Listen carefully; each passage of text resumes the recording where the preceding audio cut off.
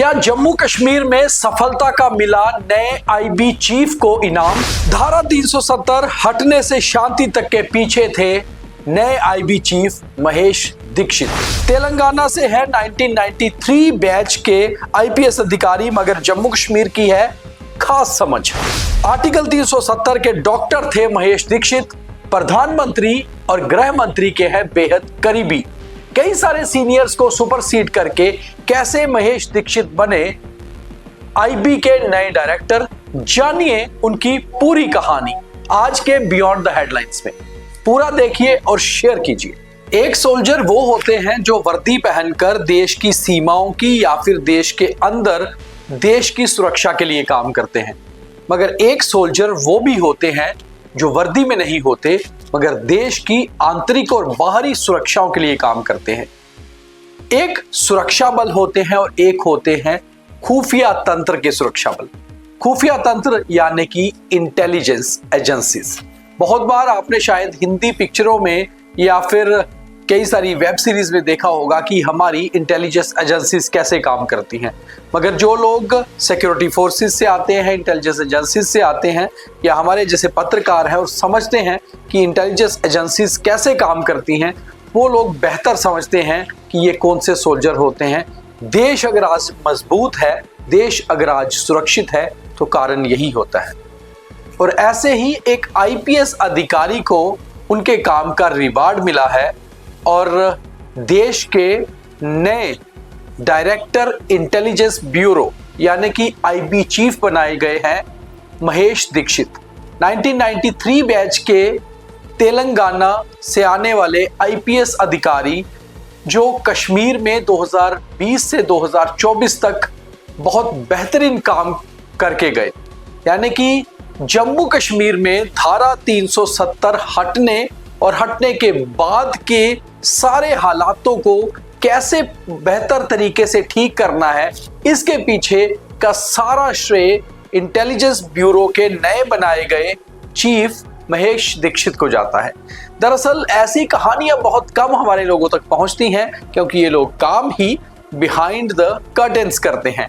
और हमने भी कोशिश की कि आज के बियॉन्ड द हेडलाइंस में हम आपको बिहाइंड द कर्टेन्स की वो स्टोरी बताएं जो जम्मू कश्मीर से जुड़ी हुई है। और देश को नए डायरेक्टर आईबी मिले हैं जम्मू कश्मीर को बेहतरीन तरीके से समझने वाले। ये कहिए कि धारा 370 या उसके बाद के डॉक्ट्रिन करके एक बेहतरीन एमबीबीएस डॉक्टर रहे और उसके बाद आईपीएस में शामिल हुए महेश दीक्षित। महेश दीक्षित दरअसल अगर हम आईबी की बात करें, इस एजेंसी की बात करें, तो महेश दीक्षित एक बहुत अच्छे अधिकारियों में गिने जाते हैं। फिलहाल वो स्पेशल डायरेक्टर के तौर पर दिल्ली में कार्यरत हैं और 1 जुलाई 2026 से अपना कार्यभार संभालेंगे। मगर महेश दीक्षित दिल्ली हो या जम्मू कश्मीर, उन्होंने हर जगह अपनी सर्विसेज बहुत बेहतर तरीके से दी हैं। यही कारण रहा कि उन्हें 2004 में, 2009 में और 2016 में स्पेशल मेरिटोरियस मेडल से नवाजा गया। महेश दीक्षित दरअसल 1993 बैच के तेलंगाना काडर के आईपीएस अधिकारी हैं, मगर इससे पहले उन्होंने अपनी पढ़ाई पूना में की, जहां पूना से उन्होंने एमबीबीएस की। एमबीबीएस करके वो मेडिकल की तरफ नहीं गए और उन्होंने सिविल सर्विसेज को चुना। सिविल सर्विसेज में आईपीएस में आए तो रहने वाले वो बेसिकली आंध्र प्रदेश के हैं, मगर तेलंगाना काडर मिला। पहले तेलंगाना भी आंध्र प्रदेश का ही हिस्सा था।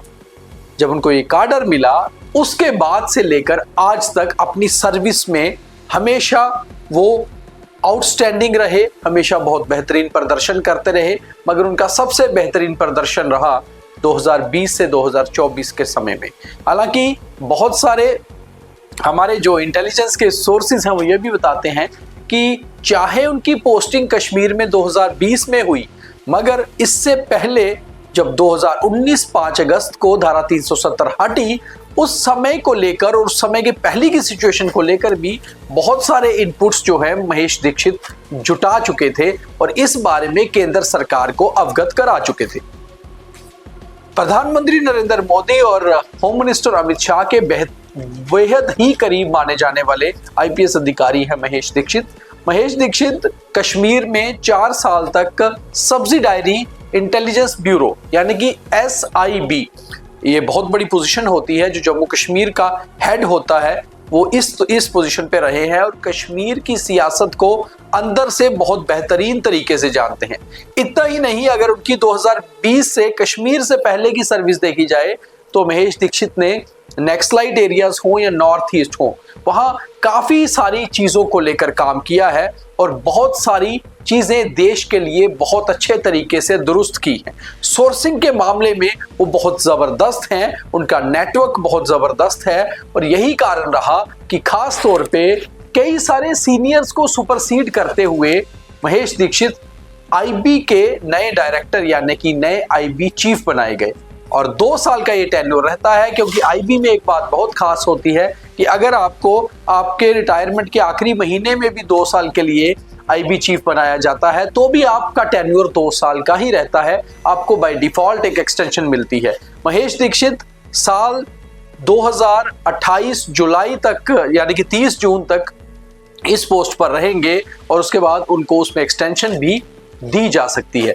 मगर खास तौर पे कश्मीर से धारा 370 हटना और धारा 370 के हटने के बाद माहौल पूरी तरह शांतिपूर्ण रहना, इसके पीछे पूरी जो डॉक्ट्रिन थी वो इसी अधिकारी की थी जिन्हें आज रिवार्ड किया गया है IB चीफ बनाकर। सिर्फ इतना ही नहीं, खास तौर पे इसमें पूरी सर्विस का रिवार्ड होता है। अपने 30 सालों के करियर में बहुत ही बेहतरीन प्रदर्शन करने के बाद महेश दीक्षित को ये पोजीशन दी गई है।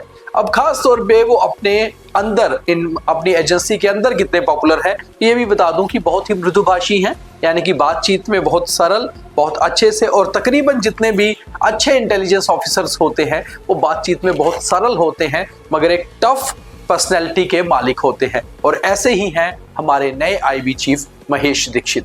तो शायद आपको ये स्टोरी अच्छी लगी होगी क्योंकि कई बार बिहाइंड द कर्टन्स की स्टोरीज भी सुननी और देखनी चाहिए ताकि आप समझ पाएं कि देश के लिए किस तरह से लोगों ने काम किया है। बहुत धन्यवाद। जय हिंद।